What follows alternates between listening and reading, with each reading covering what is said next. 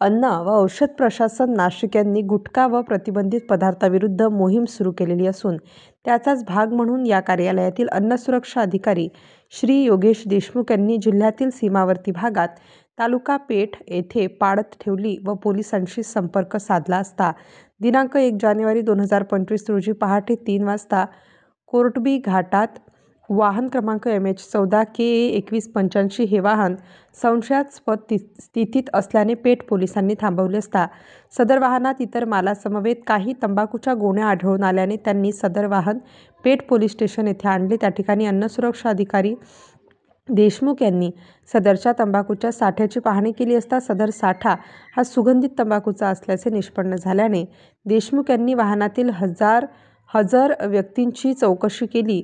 त्यांनी आपले नाव जसप्रीत सिंह सरदार वजीर सिंह एलनाबाद जिल्हा सिरसा हरियाणा असे सांगितले। त्यानंतर सदर व्यक्तीकडून देशमुख यांनी पाहणी केली असता त्यामध्ये सुगंधित तंबाखूच्या 13 गोण्या व 500 ग्रॅम वजनाचे 80 पाकिटे असे एकूण किंमत 48,07,500 इतका साठा असल्याचे आढळले। त्या साठ्यातून श्री देशमुख सुगंधित तंबाखूचे 2 नमुने घेऊन व शिल्लक साठा वाहनासह एकूण किंमत रुपये 15,84,750 इतका ताब्यात घेतला। त्यानंतर श्री देशमुख सदरच्या साठ्याचे मालक पुरवठादार उत्पादक बाबत चौकशी होणेकामी पेठ पोलीस स्टेशन येथे आरोपी विरुद्ध फिर्याद भारतीय न्याय संहितेचे कलम 123, 223, 274 व 275 अंतर्गत दाखल करण्यात आले।